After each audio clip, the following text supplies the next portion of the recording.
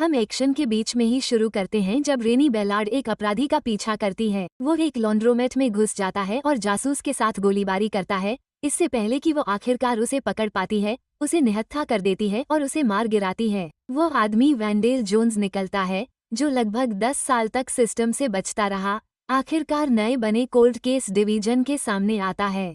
ये यूनिट खास तौर पर उन मामलों से निपटने के लिए बनाई गई है जो दरारों में दबे हुए लगते हैं, जो कि बेलार्ड की खासियत है। हालांकि उसके हाथ बंधे हुए हैं क्योंकि उसे कोई फंडिंग नहीं दी गई है।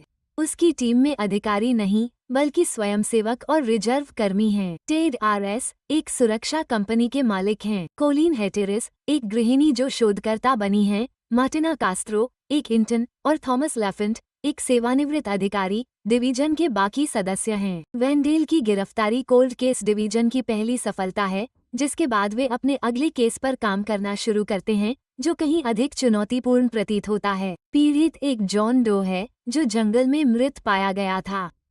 हालांकि सबसे ज्यादा दुख बेलार्ड को उस बच्चे से हुआ है जो वो आखिरी बार कैमरे में कैद हुआ था, बस स्टैंड के पास एक सीसीटीवी फुटेज में। जांच अधिकारी तक पहुंचने की उसकी कोशिशें नाकाम हो जाती हैं, लेकिन इससे पहले कि वो कुछ और कर पाती, उससे पहले ही ल नगर परिषद के सदस्य जैक पर्लमैन, जिसके साथ वरिष्ठ अधिकारी नेल्सन हेस्टिंग्स भी हैं, उससे मिलने आता है। बंद दरवाजों के पीछे दोनों बेलार्ड पर दबाव डालते हैं कि वह जैक की बहन सारा पर्लमैन की हत्या की जांच में तेजी लाए। 2001 में यह मामला ठंडा पड़ गया क्योंकि मुख्य संदिग्धा उसके पूर्व प्रेमी ब्रायन रिचमंड के खिलाफ कोई सबूत नहीं मिला। सबूतों के बक्से में रखे एक घरेलू वीडियो में जैक की अपनी बहन को ड्राइविंग लाइसेंस मिलने पर प्रतिक्रिया दिखाई देती है, जो एक गर्मजोशी और प्यार भरे माहौल को दर्शाता है। वर्तमान में वो खाली हाथ आने पर अपनी हताशा व्यक्त करता है और नेल्सन बेलार्ड को याद दिलाता है कि इस मामले में उनकी सफलता पर विभाग का अस्तित्व टिका हुआ है। उसकी और फंडिंग की मांग को अनसुना कर दिया जाता है और वो खुद को एक मुश्किल स्थिति में पाती है। बेलार्ड जॉन डो हत्याकांड की जांच अधिकारी का पता लगाने में कामयाब हो जाती है, जो कि समीरा पाकर नाम की एक पूर्व पुलिस अधिकारी है और अब नाइट क्लब सुरक्षा में काम करती है। बेलार्ड पाकर से उसकी रिपोर्ट में खामियों के बारे में पूछती है, लेकिन उसे खौफनाक सच्चाई का पता चलता है। पाकर की जांच का काम रुक गया था। पूर्व अधिकारी पीड़िता को सनबीम लॉज नामक एक फ्लॉप हाउस में खोजने का जिक्र करती है, जिसमें उसके मैनेजर और एक महिला के बीच हुई पिछली लड़ाई का जिक्र है। हालांकि 911 पर की गई कॉल रहस्यमय तरीके से रिकॉर्ड से मिट जाती हैं, जिससे घटनाओं में अंदरूनी हेरफेर की संभावना खतरनाक हो जाती है। पाका को दोषियों को न्याय न दिला पाने का पछतावा होता है, लेकिन वो अपने पुराने पेशे से फिर से जुड़ने में हिचकिचाती है। फिर भी वो फिर से जांच में हाथ आजमाने का फैसला करती है, जिससे नायक को उसे ये समझाने का एक दिन मिल जाता है कि यह इसके लायक है। इस बीच बेलार्ड पर्लमैन केस में एक बड़ी सफलता की तलाश में है और आखिरकार उसे फिंगरप्रिंट टेप पर हत्यारे के डीएनए के बचे होने की संभावना दिखती है। दिन भर की कड़ी मेहनत के बाद बेलार्ड पैराडाइज कोव बीच पर अपने घर लौटती है, जहां वो अपनी दादी टूटू और अपने पालतू कुत्ते लोला के साथ रहती है। ये देखकर कि वो सहज नहीं है, टूटू स्थानीय लाइफगार्ड और बेलार्ड के दोस्त आरोन को बुलाने का सुझाव देता है। जबकि नायक इस सुझाव का मजाक उड़ाता है, वो स्वीकार करती है कि उसके शरीर में तनाव बढ़ रहा है। वो अपनी दादी से पिछले साल की एक दर्दनाक घटना के बारे में बात करती है, जिससे वो बच नहीं पा रही है।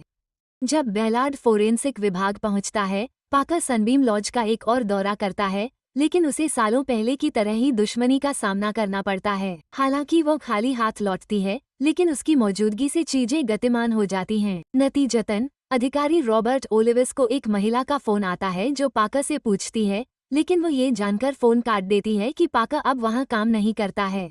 बेलार्ड को सफलता मिलती है। राजकुमार के डीएनए की पुष्टि होने से उन्हें अपराधी को पकड़ने का पहला सुराग मिलता है। ब्रायन के डीएनए से मिलान करने की उसकी कोशिश उसे उसके टैटू पार्लर के एक अनौपचारिक दौरे पर ले जाती है, जहां वो उसके दस्ताने पाने की कोशिश करती है। फिर भी टैटू आर्टिस्ट उसे रंगे हाथों पकड़ लेता है। वो बरसों से पुलिस का सामना करने के बाद अकेला छोड़ने की मांग करता है। बेलार्ड की बदकिस्मती यहीं खत्म नहीं होती। अपनी यूनिट में लौटने पर वो एलिवास को पाती है, जो रहस्यमयी कॉल के बाद पाका का हालचाल लेने आया है। शुरू से ही नायक की उसके प्रति दुश्मनी साफ झलकती है और उनकी संक्षिप्त बातचीत उसे खत्म करने के वादे के साथ खत्म होती है। पाका के साथ बाद में बातचीत में वह बताती है कि पिछले साल उसने डकैती हत्या विभाग में एक अधिकारी द्वारा यौन उत्पीड़न के प्रयास का विरोध किया था, जिसका वह हिस्सा थी। हालांकि उसने उसके खिलाफ मामला दर्ज किया, लेकिन उसे पुलिस बल में कोई समर्थन नहीं मिला और अंततः उसे अलग थलग कर दिया गया और ठंडे मामलों के विभाग में स्थानांतरित कर दिया गया। हालांकि वह अपने काम को अपनी दृढ़ता के रूप में देखती है और पाका को अपनी टीम में शामिल होने के लिए कहती है, जो यह मानते हुए सहमत हो जाता है कि यह चीजों को ठीक करने का उसका मौका है। हालांकि जल्द ही चीजें एक अंधेरा मोड़ लेती हैं जब पाका एक बार फिर सनबीम लॉज का दौरा करता है, तो उसे पता चलता है कि जूलिया क्राविट्स नाम की एक सफाई कर्मचारी की परिसर में हत्या कर दी गई है। पूर्व अधिकारी को अपनी पिछली यात्रा पर उस लड़की को देखना याद है और जल्द ही उसे एहसास होता है कि वह संभावित रूप से वह लड़की है जिसने अलीवास को फोन किया था, एक साहसी निर्णय जिसकी वजह से उसकी मौत हुई। दूसरी तरफ बेलार्ड को फोरेंसिक विभाग से एक कॉल आता है और पता चलता है कि हत्यारे का डीएनए पिछले अपराध लॉरा विल्सन नाम की एक लड़की की हत्या से मेल खाता है। इससे एक सीरियल किलर की संभावना खुल जाती है। दोनों मामले एक जैसे मोड़ लेते हैं, जो पहले की कल्पना से कहीं अधिक बड़े पैमाने पर सामने आते हैं। लॉरा की केस फाइलों को देखने पर उसे पता चलता है कि जांच अधिकारी कोई और नहीं बल्कि हैरी बॉश है। बेलार्ड अपराध स्थल पर जाने और स्थिति का जायजा लेने का फैसला करता है, लेकिन जांच की देखरेख करने वाले अधिकारी नान से उसका झगड़ा हो जाता है। जबकि बाद वाले को लगता है कि यह एक लूट है। बेलार्ड ध्यान से कमरे का निरीक्षण करता है और पाता है कि उलिया ने हत्या से पहले ही वॉशरूम साफ कर दिया था, जिससे हत्यारे की हत्या करने की मंशा का पता चलता है। नैन की नजरों से बचते हुए वह तुरंत सीसीटीवी फुटेज चेक करती है और हत्या से ठीक पहले एक रहस्यमय आदमी को लॉज में घुसते हुए देखती है, जिसकी जेब में बंदूक है। एक संदिग्ध के साथ वो अनौपचारिक रूप से मामले पर पाका के साथ काम करने का फैसला करती है। पास के हेयर सैलून में बातचीत से पता चलता है कि वो एक बेघर स्थानीय है, जिससे टीम को आसपास के शिविरों और सार्वजनिक सुविधाओं की तलाशी लेने के लिए प्रेरित किया जाता है। इस बीच जैक जांच की जांच करने के लिए वापस आता है, अपनी बहन के हत्यारे को सलाखों के पीछे पहुंचाने के लिए उत्सुक है। हालांकि 2008 में दूसरे पीड़ित के बारे में जानने के बाद उसकी अभिव्यक्ति तुरंत बदल जाती है। वह बेलार्ड को सूचित करता है कि ब्रान उस अवधि के दौरान इराक में था, जिससे वह लॉरा विल्सन और उसके बाद सारा परलमैन की हत्या के संदिग्ध के रूप में खारिज हो जाता है। इसके बाद जासूस लॉरा की मां से मिलने जाता है, जो अपनी बेटी के मामले में देखभाल की कमी पर अपनी निराशा व्यक्त करती है। हालांकि इस बातचीत से कोई नया सुराग नहीं मिलता है, लेकिन एक रहस्यमयी वैन को नायिका के बाहर जाते समय उसका पीछा करते हुए देखा जा सकता है। इस बीच टीम को पता चलता है कि नैन जूलिया के शव परीक्षण के लिए नहीं आई, जिससे लेफेंट को कोलिन के साथ मॉर्ग जाने के लिए प्रेरित किया जाता है।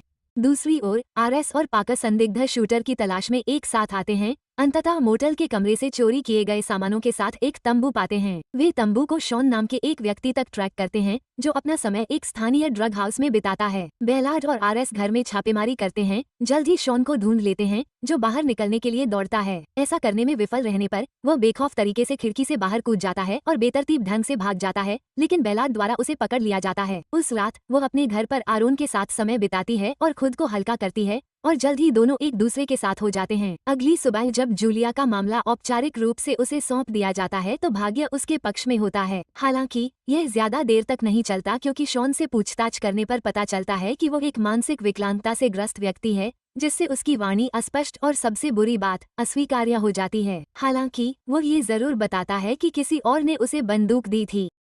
उसी समय लेफेंट मुर्दाघर से गोली निकालने में कामयाब हो जाता है। हालांकि इस अनुभव ने कोलिन को झकझोर कर रख दिया है।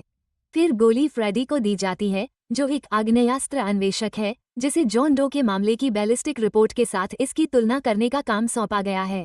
जबकि पाकर और आरडब्ल्यूएस को बंदूक की खोज करने का काम सौंपा गया है, जिसे शॉन ने गुलाब के बिस्तर के नीचे दबाने का दावा किया है। बेलार्ड हैरी बॉश के आने से निपटता है, जो जानना चाहता है कि उसका सदियों पुराना मामला फिर से क्यों खोला गया है। ये जानने पर कि यह परलमैन मामले से जुड़ा है, वो अपनी अंतर्दृष्टि प्रदान करता है। वो दो प्रमुख विवरणों का पता लगाता है: लॉरा की मृत्यु के समय एक संदिग्ध नीली वैन की उपस्थिति और उसके नाटक शिक्षक हार्मोन और उसके सहपाठी लेनोक्स की गवाही की अविश्वसनीयता।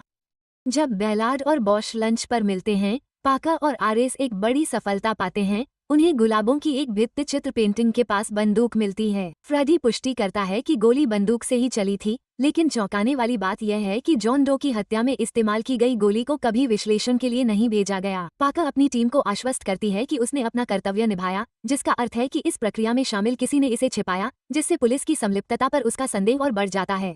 ये संदेह तब पुष्ट होता है जब दृश्य में एक युवक को फोन पर किसी से बात करते हुए दिखाया जाता है, जो उन्हें आश्वस्त करता है कि शॉन की गिरफ्तारी एक मृत अंत है, जिससे उन्हें दोषमुक्त कर दिया जाता है। वो व्यक्ति एक पुलिस अधिकारी निकलता है और उसकी संलिप्तता पूरी जांच को खतरे में डाल देती है।